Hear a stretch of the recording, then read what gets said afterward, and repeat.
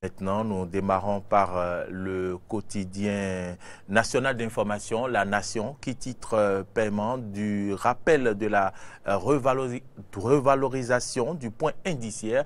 Le président Talon honore sa promesse aux retraités. À la une du quotidien La Nation, on peut également lire consultation prénatale au CHU Mel. Le ministre de la Santé prête main forte à ses collègues. À la une du journal, dans le cadre des législatives, Boni Tessi reçoit le médiateur et une délégation de l'USL. Nous passons à la une de Bénin Intelligent qui titre également paiement des rappels de 2011 et 2012. Talon a tenu parole, les retraités jubilent. À la une de Bénin Intelligent, on peut également lire recours contre la loi sur la criette. La Cour rétablit le principe de l'égalité des armes. Nomination dans les universités nationales. Le gouvernement met fin à la gabégie. L'intersyndicale s'insurge. C'est Bénin Intelligent de ce vendredi qu'il écrit. Bénin Nord Info titre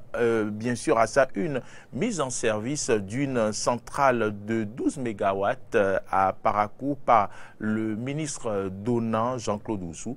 Un ouf de soulagement pour la population. Législative 2019 dans la 8e circonscription électorale Rachidi Gbadamassi dans la tourmente des guéguerres de positionnement. Le Progrès titre ce matin à sa une rappel sur revalorisation indiciaire. Patrice Talon joint l'acte à la parole.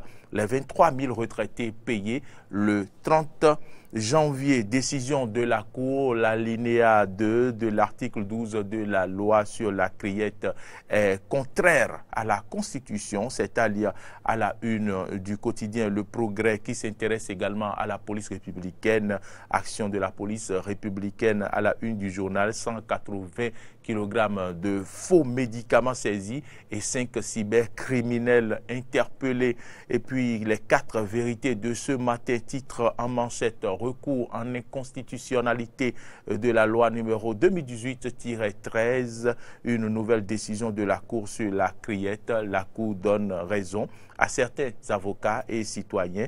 Lire la décision DCC 19-055 du 31 janvier 2019. On peut également lire à la une du quotidien les 4 vérités, nomination des nouveaux responsables des universités publiques du Bénin. Le président Talon prévient d'éventuels blocages.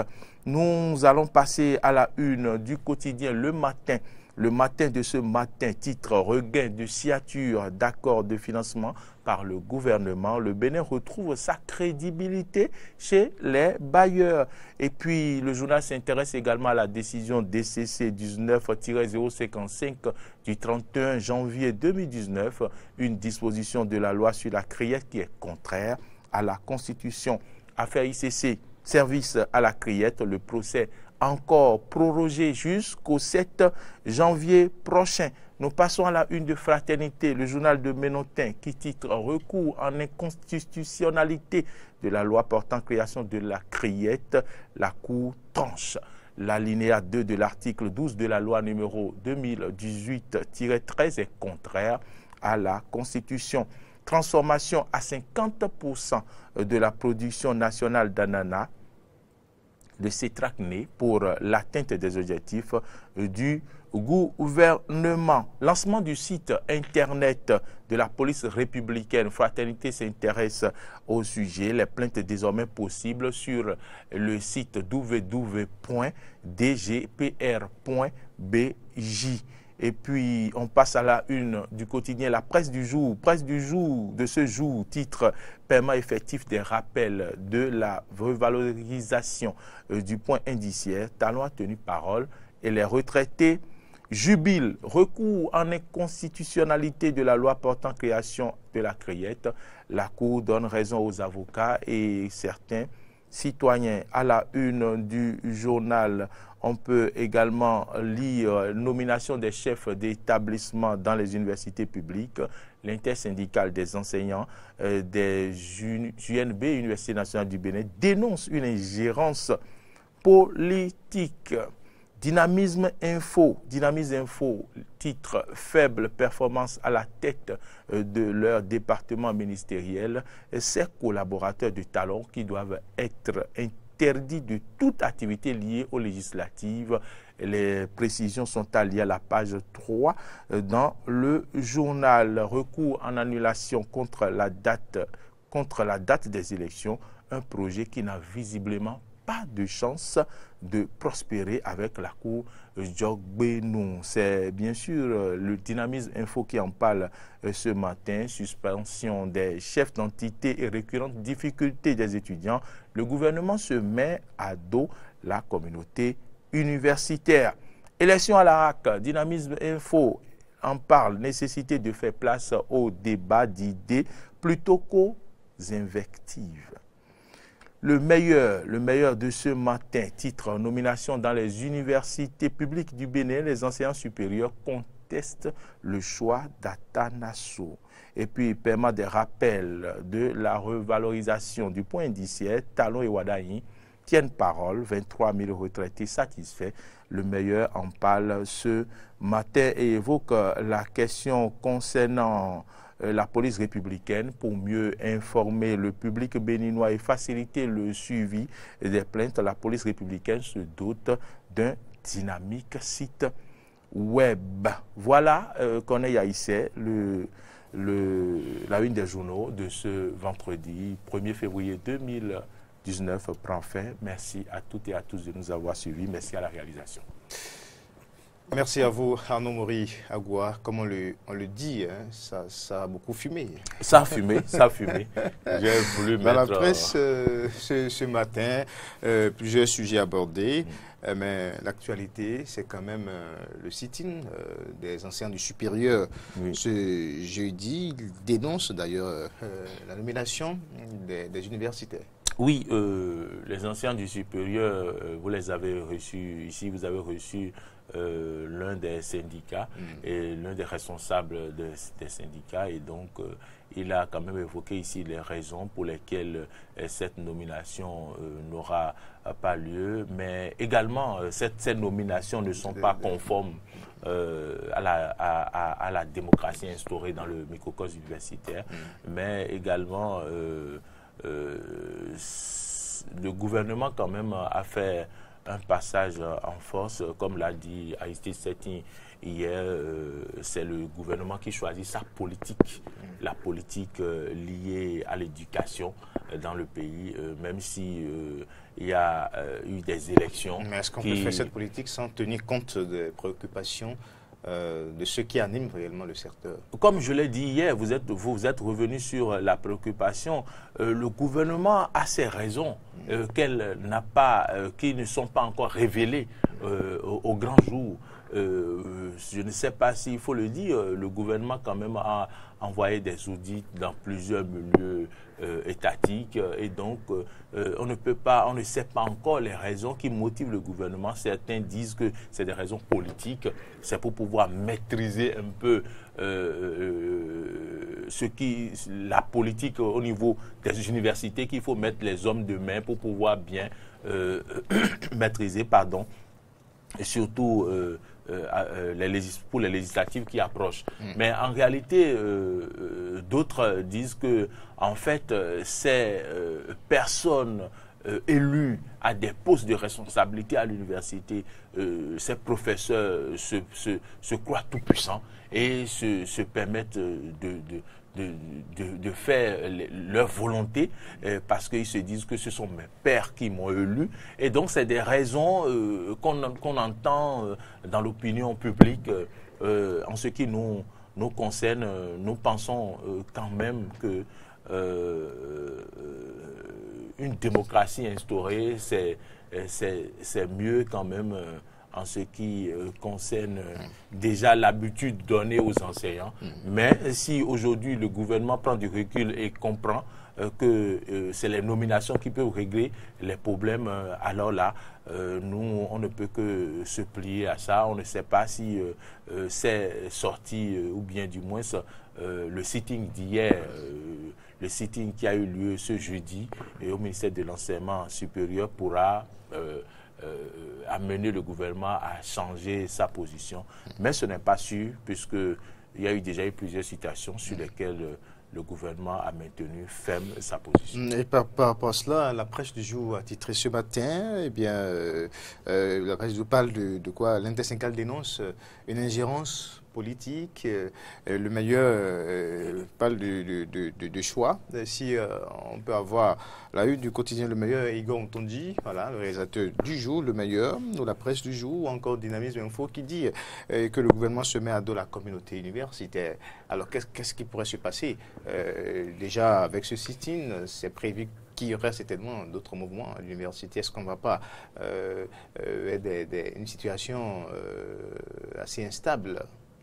Bon, on se demande Qu'est-ce qui pourrait se passer? Voilà, le meilleur.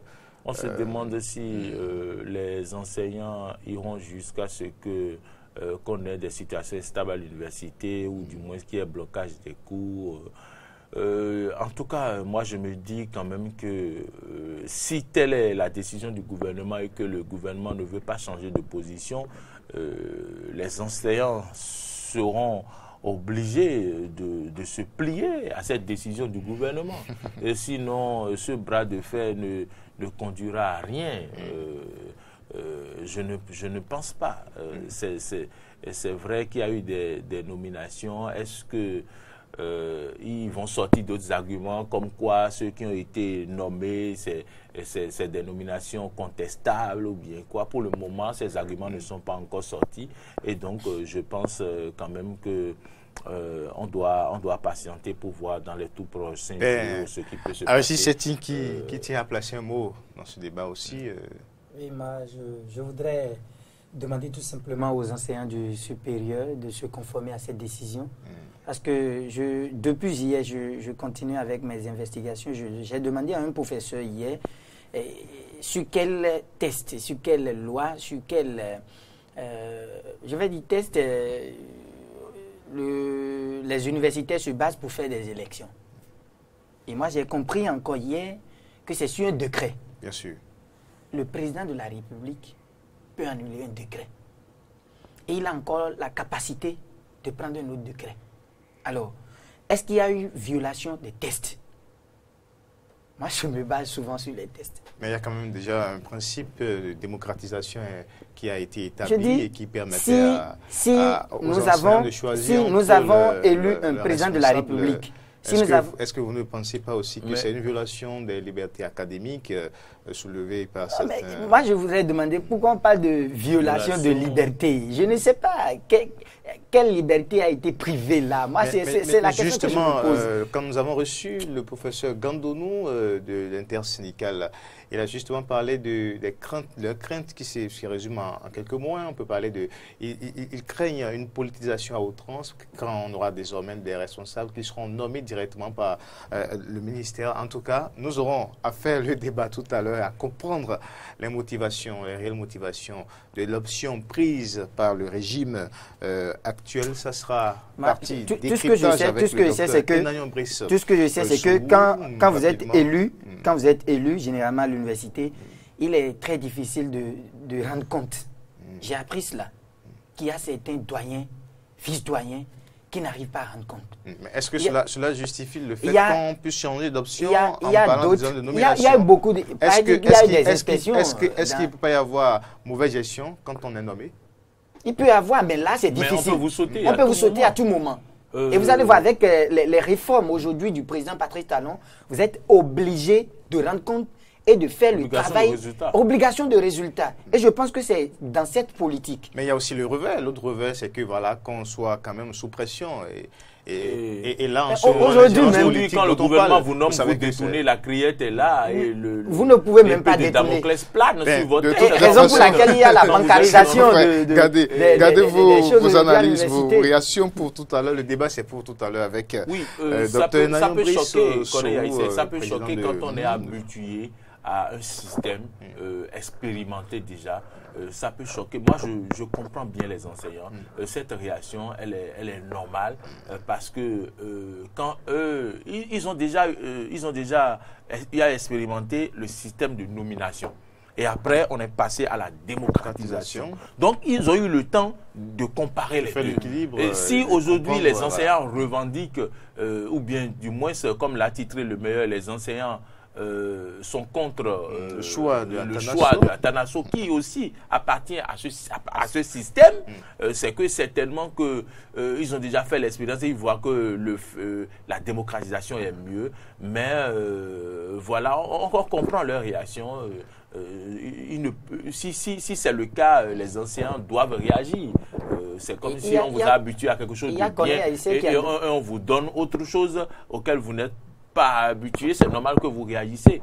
Ce n'est pas aujourd'hui que le milieu universitaire et les enseignants veulent faire l'expérience de nomination à l'université. Mais de l'autre côté, ceux qui ont été nommés, si on va voir l'obligation de résultats, comme on l'a dit, ils sont tenus de suivre le mouvement, de respecter comment dire, la tête des résultats. Et donc, sinon, ils seront sautés. Quand on vous nomme, à tout moment, le fauteuil bouge. Nommés qui doivent agir comme des machines.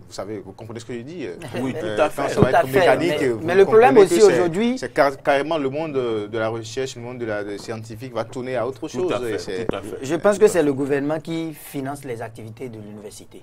Et quand je finance, je dois avoir le retour. Et je pense que le gouvernement est dans cette politique. Et vous demandez tout à l'heure quelle sera la suite si les enseignants n'ont pas gain de cause, n'ont pas une réponse Qu'est-ce qui pourrait se passer Qu'est-ce qui pourrait se passer?